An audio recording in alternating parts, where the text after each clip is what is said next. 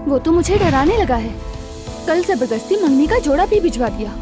सबकी खुशियाँ तुमसे जुड़ी हुई हैं। आपके बेटे को बहुत जल्द उसका हक मिलने वाला है। जल्द ही सबको पता चल जाएगा कि मैं कौन हूँ। ना मैं उससे चाहती हूँ ना मोहब्बत करती हूँ। जबरदस्ती कुछ नहीं होता। आयशा का पीछा छोड़ दो मेहमद। आयशा मेरी महबूबा है और उसे मेरा छोड़ने का कोई इरादा नहीं। क्या हुआ है? हमीद ठीक नहीं है।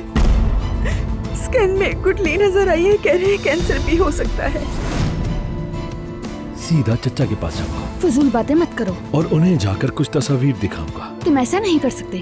कर सकता हूँ। ऐसा मत करो। तो फिर कर लो मम्मी। मुझे आपसे कुछ जरूरी बात करनी है। आ जाओ, खैर तो है ना? तो चलो बताओ, क्या फैसला किया है? मंगनी कर रहे हो या नहीं? कर रहे हैं।